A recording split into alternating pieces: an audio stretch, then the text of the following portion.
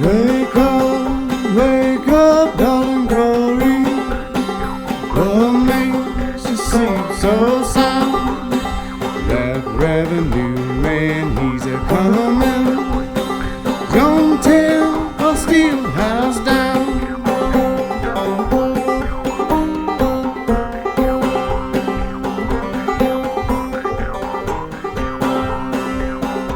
This case starts with a tip from an informant about a cult in Rulo, Nebraska that had 2 bodies buried in a field on their farm. You won't believe the sadistic way in which this 25-year-old man and 5-year-old boy were murdered.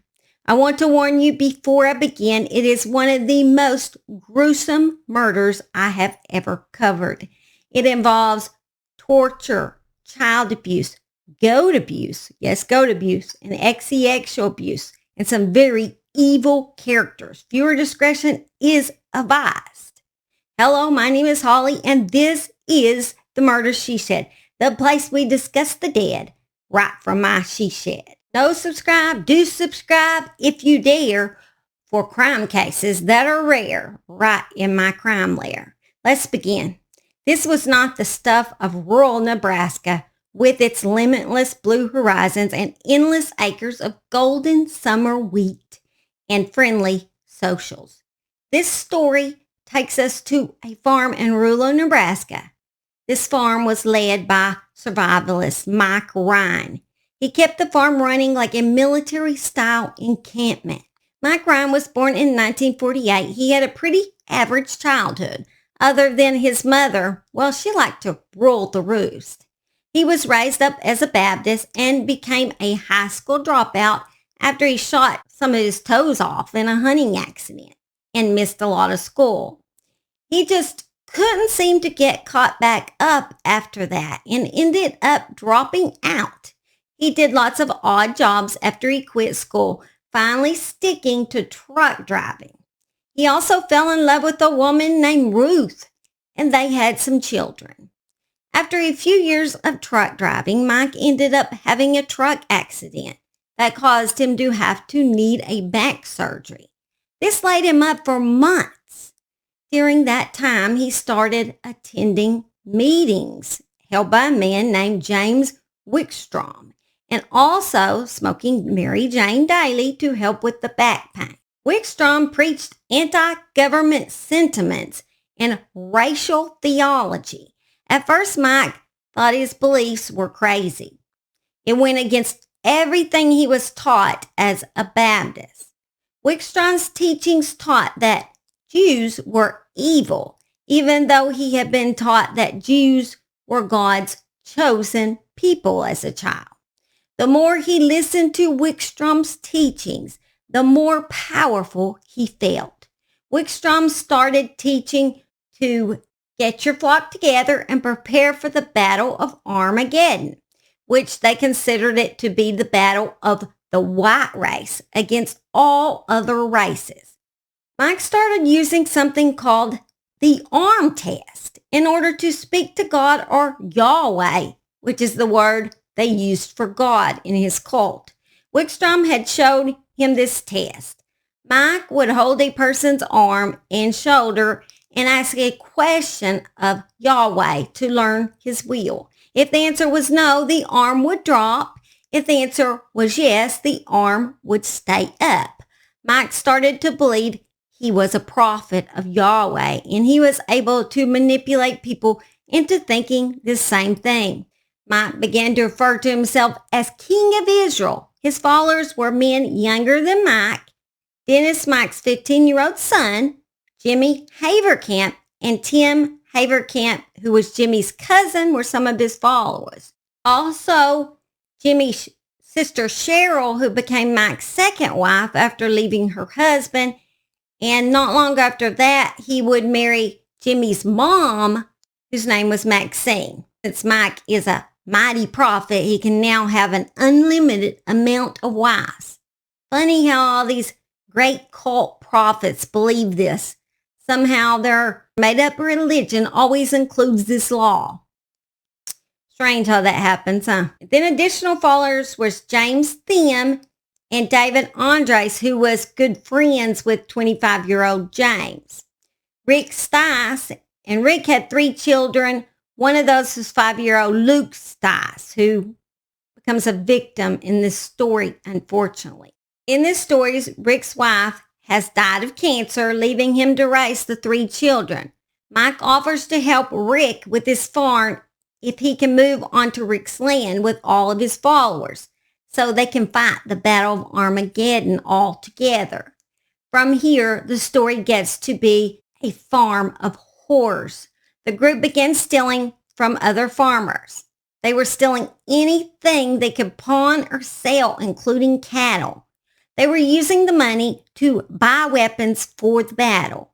Mike decided it was time for Rick to be remarried after the death of his wife. He gave Rick one of Jimmy's teenage daughters, named Lisa. Mike began picking on 5-year-old Luke, who was Rick's son, because he felt that Luke was mean to one of his own daughters. He began pushing Luke. I'm talking about Mike, the cult leader, the grown man, was doing this to 5-year-old Luke. He started calling him a dog. Mike decided he wanted Lisa to be his wife, and so he stole her back from Rick and married her in a fake ceremony at the farm. So now he has 3 wives. Because he is the prophet and all, he actually thinks he's the Archangel Michael. Just because he was named Michael by his mother, this makes him Archangel, apparently. Go figure.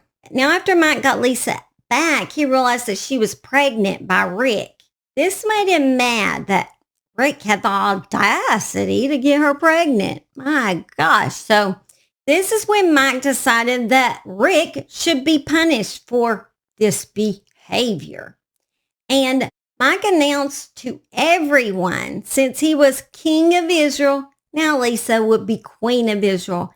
Mike told the group that there were 3 people in the group that was doubting Yahweh, and they were Rick's 5-year-old son Luke, and 25-year-old James. He banished them to a trailer on the property and let everyone know they were now slaves. They were made to do all the chores. One day, Mike went into the trailer, told little Luke to strip naked, made him go outside and roll in the snow, and then took Polaroid pictures of him. He then grabbed a bullwhip, wrapped it around the little boy's throat, and lifted him up in the air, cutting off his breathing. Then he beat him, causing bruises on him all over his body. All the while, Rick was watching this happen to his son, but too afraid to do anything. A few days later, Mike asked Luke, "What do you think would happen if I shot you?" Then he made Tim hold a chicken up in front of the terrified Luke and shot the chicken, spraying blood all over little Luke. Then as Luke was frozen in fear, Mike gave him the GUN, but Luke did not know he had taken out the bullets. He told Luke to stick the weapon in his mouth. Luke put it in his mouth. He was so scared that the little boy urinated all over himself. Mike just laughed. As Luke began to run back to the trailer, Mike pulled the trigger and shot the boy in his arm. Rick decided that night that he was going to try to sneak away after everyone went to sleep.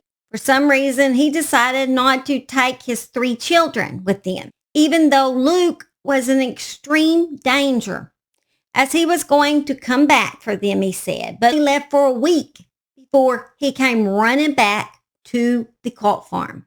As a punishment for running off, Mike had a couple of the boys go get a goat. Guys, it's going to go down really quick from here. So if you can handle things very much, then I say you should stop the video right here. After getting the goat, he made Rick S.A. the goat, in which they watched. But you didn't see that happening. Yeah, me neither. Well, like I said, it's going to get bad. That night, Rick was chained to the front porch, still naked in the cold weather. Mike began to make Luke eat off the floor. He considered him a dog, and he would spit in his mouth and also flick ashes into the little boy's mouth. On Luke's forehead, he wrote in magic marker the number 666. And on his back, he wrote dog. And then he made him bark like a dog as he recorded him. 5-year-old boy, guys. This case blew my mind. I could not believe the cruelty. Mike became bored of some of the tortures he was inflicting and decided to add some more sexual perversions. He went to the trailer one evening and made both men undress, told Rick to get on all fours, and then forced James to essay Rick. Mike told James to make it hurt. Mike also forced Rick to perform oral on his own son, then forced Luke to do the same to his father. Ryan told the others that Yahweh wanted these acts performed in order to humiliate James, Rick, and Luke as punishment for their having bad thoughts. A few days later, 200-pound Mike took his temper out on little Luke and slammed his head as hard as he could against a cabinet. Luke went into a coma. He told them to go lay Luke in a bed in the trailer and then chained his dad, Rick, to the front porch instead of letting him be with Luke his last night on earth. Luke was dead by morning. Then in the morning, Mike came back and told Rick to pick his son up, who had rigor mortis by now. Mike grabbed 2 shovels and took James and Rick out into a field where he had them dig a hole. As they were digging, Mike said, well, he was just a dog anyway, referring to little Luke. You guys, this case just made me sick. After this, Rick soon ran away again, leaving James alone in the trailer. Rick did not tell authorities what happened on that farm till over 2 months later, one day after authorities had already raided the farm. And by that time, James would suffer the most horrific death.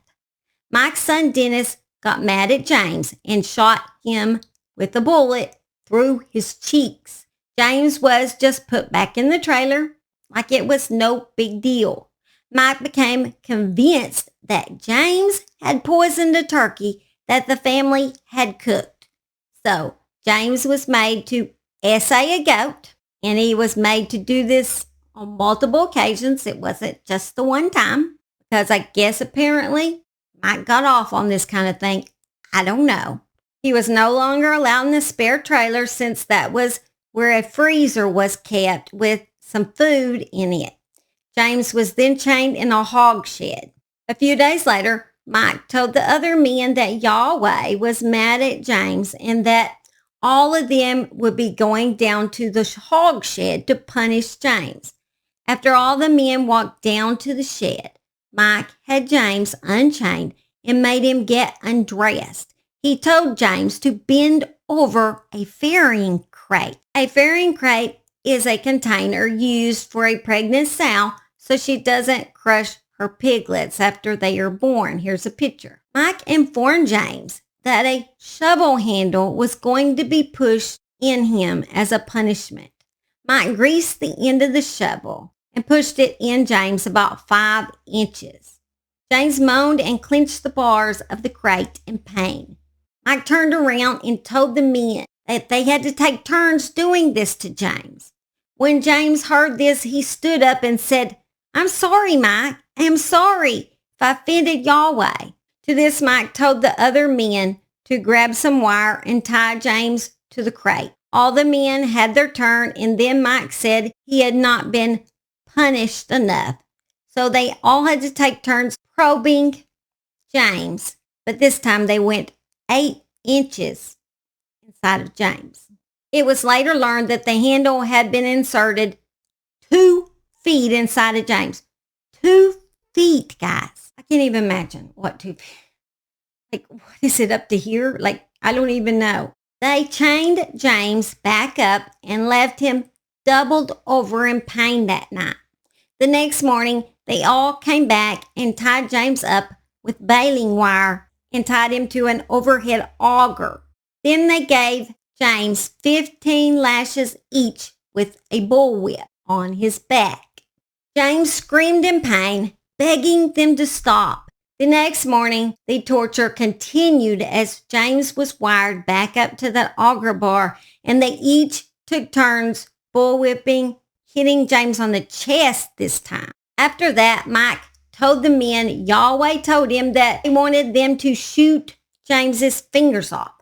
So they took James down, and Mike tied his hand to a wooden block. Mike got down on his knees and held the barrel about an inch from James' index finger and pulled the trigger. James jerked and screamed in pain. Mike yelled at him not to scream or he would make it worse for him. Each man started taking turns shooting off one of James' fingers. After James looked at his hand, his eyes rolled back and he started to lose consciousness. Mike then kicked James as hard as he could in the left arm, breaking that arm. Mike informed James that he and the other men are going to go eat lunch, and then they were going to come back down and skin him alive. Mike and the other men came back with a razor blade and pliers. Mike then literally started skinning James alive. Mike took the razor to start filleting a part of James's skin on his thigh. Mike then took the pliers and pulled a large strip of skin off. He then dangled the strip of skin in front of the barely conscious James's face. Rick's son Dennis then pulled a small amount of his flesh off, and then Dennis decided to break one of James's legs with a lead pipe, and Tim hit the other one and broke it after Dennis had broke his other leg. But Tim used a 2x4. Then Mike suddenly got the urge to jump on James' chest, crushing his ribs in with his weight. This was James' final torture because it ended his life. James was buried in the field beside Luke after Mike gave him a final shot in the head. If Rick would have immediately told authorities when he had escaped, perhaps James would have not died. Authorities were keeping a close eye on the farm and were able to catch two of the men from the farm during an attempted robbery. This would give them a warrant to be able to get on that farm. The next day after the raid, Rick decided to come in and admit all that happened on the farm and what happened to his son, Luke. Finally, James' autopsy results were wrote as this. The anus was markedly dilated. The left hand's fingertips had gunshot-type injuries. The left arm was broken. Both legs were fractured at the thigh level. The head had a gunshot wound, which shot had shattered the left side of the skull. There were multiple rib fractures on both the left and right side of the chest and back. A blunt object had been inserted far up into his body cavity through the anus, causing damage to the liver. The colon was torn. Linear bruises were on the body, and skin had been stripped from one of the legs. The victim's wrists and ankles were still bound with baling wire. James' private parts had either been cut away or had decomposed. Mike Ryan was sentenced to death in prison, but never made it to the execution chair as he died of rare salivary gland cancer in 2015. Dennis Ryan, Mike's son, was actually sentenced to life, but he appealed that sentence and actually was released. They thought he was just young and had been brainwashed by his dad, so he was released with time already served. THIMM Haverkamp was released from prison in 2009. I couldn't find any updates on Rick Stice. All right, guys, if you got through that tough case, maybe I can cheer you up with some bloopers. They are coming on now. Bye. Love y'all.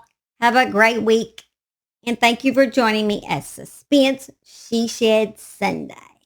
Bye. Right here in my crime lair. Why did it get dark all of a sudden? He did have odd job.